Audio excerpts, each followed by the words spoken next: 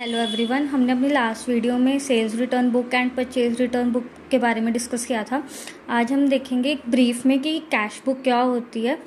Cash, अब जैसे हमने पहले सेल्स बुक का देख लिया, परचेजेस बुक का देख लिया, sales return and purchase return, bills payable की देख ली। वैसे हमने जब परचेजेस और सेल्स का पढ़ा था तब हमने देखा था कि कुछ ट्रांजैक्शंस जो हैं परचेजेस और सेल की जो फॉर कैश है वो कैश बुक में जाती है। तो यहाँ पर हम डिस्कस करेंगे कैश बुक के बारे में।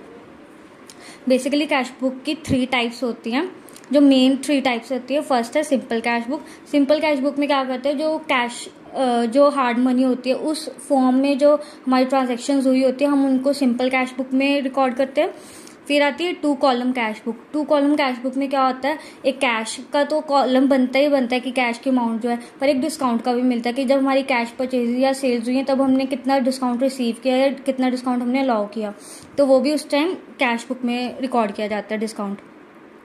थर्ड है हमारी 3 column cash book. 3 column cash book में क्या होता है, कैश का कॉलम बनता है, डिस्काउंट का कॉलम बनता है और एक थर्ड कॉलम बनता है बैंक का, कि जब हमारी ट्रांजैक्शंस जो पैसा हमें बैंक में आ रहा है या बैंक से जा रहा है वो भी सारी ट्रांजैक्शंस जो है हम कैश बुक में रिकॉर्ड करते हैं, उसको हम बोलते हैं 3 कॉलम कैश बुक।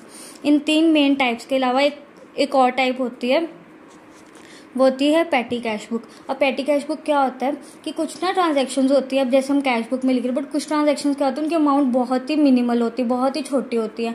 तो अगर हम एक छोटी छोटी ट्रांजैक्शंस को भी कैश बुक में लिखने लग जाएंगे तो जो कैश बुक है वो बहुत ज़्यादा ही वॉल्यूमिनस हो जाएगी और एक बर्डन हो जाएगा अकाउंटेंट के लिए। तो क्या करते हैं, हम एक पैटी कैश बुक भी प्रिपेयर करते हैं जिसमें ये छोटे मोटे जो खर्चे होते हैं रोज़ के वो उसमें रिकॉर्ड किए जाते हैं। That's all about the kinds of cash book. Thank you.